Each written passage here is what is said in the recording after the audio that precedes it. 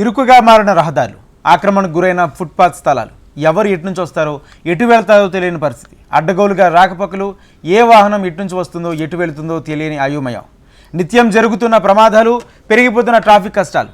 ఆదిలాబాద్ జిల్లా కేంద్రంలో ట్రాఫిక్పై HMTV report.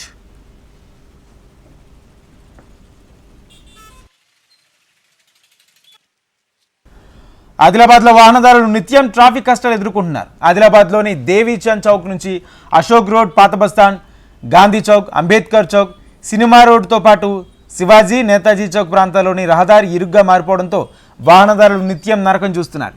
ఈ ప్రాంతంలో 2 వీలర్ 4 వీలర్ దుకాణాలతో వెళ్లాలంటే నానా ఇబ్బందులు పడే పరిస్థితి ఏర్పడింది.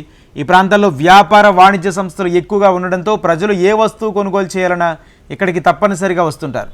గతంలో మాస్టర్ ప్లాన్ పేరుట రహదారుల విస్తరణ చేపట్టేందుకు ప్రణాళికలు సిద్ధం చేసిన దశాబ్దాలకు నోచుకోలేదు.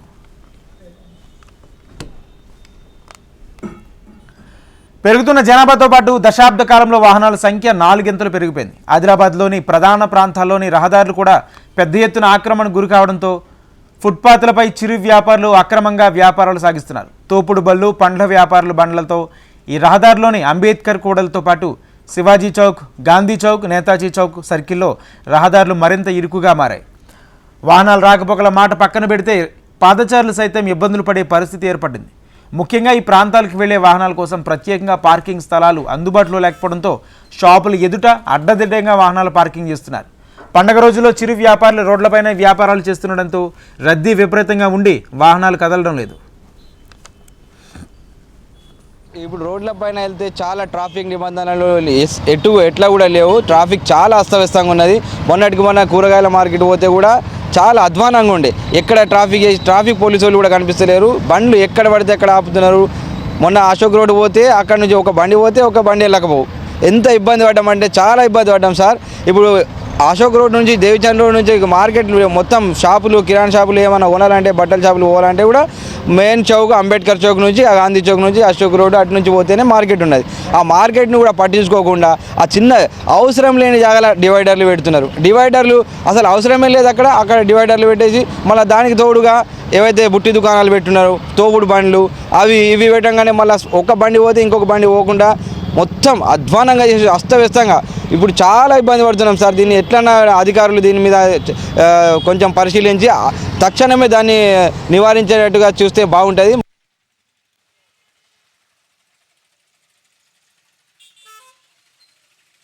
ఇదిలా ఉంటే సరుకుతో దుకాణాలకు వచ్చే గూడ్స్ వాహనాలు రాత్రి 9 గంటల నుంచి ఉదయం 6 గంటల వరకు లోడింగ్, అన్లోడింగ్ చేయాల్సి ఉండగా ఈ నిబంధనలు ఏవీ పట్టించుకోకుండా గూడ్స్ లారీలతో పాటు ఇతర వాహనాలు పగటిపూట జనం రద్దీ ఎక్కువగా ఉన్న సమయంలో లోడింగ్, అన్లోడింగ్ చేస్తుండడం కూడా ట్రాఫిక్కు ప్రధాన సమస్యగా మారింది.